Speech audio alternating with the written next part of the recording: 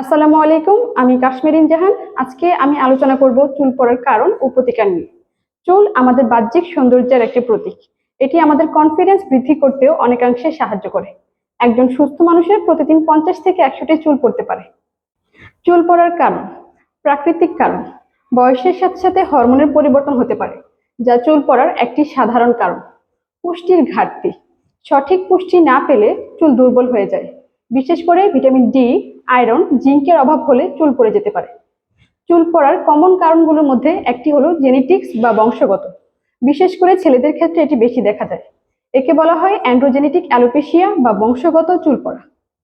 Stress, mental pressure, over thinking চুলের ফলিকলসকে দুর্বল করে দেয়, যার ফলে চুল পড়তে পারে। এছাড়াও অতিরিক্ত হিট স্টাইলিং, কেমিক্যাল ব্যবহার এবং শ্যাম্পু করার ভুল পদ্ধতি চুলকে ক্ষতিগ্রস্ত করতে পারে। প্রতিকার: সঠিক খাদ্যাভ্যাস। পুষ্টিকর খাবার যেমন বাদাম, ডিম, ভেজিটেবলস এবং ফ্রুটস খাওয়ার মাধ্যমে চুলকে মজবুত করা যায়। চুল এবং স্ক্যাল্পকে হাইড্রেটেড রাখার জন্য পর্যাপ্ত পানি পান করা গুরুত্বপূর্ণ। প্রাকৃতিক উপাদান সমৃদ্ধ শ্যাম্পু এবং কন্ডিশনার ব্যবহার করুন। মানসিক চাপ নিয়ন্ত্রণ: মেডিটেশন বা নিয়মিত ব্যায়ামের মাধ্যমে মানসিক চাপ কমিয়ে চুল পড়া কমানো যায়। যদি চুল পড়া খুব বেশি হয় তাহলে একজন ডার্মাটোলজিস্টের পরামর্শ নিন।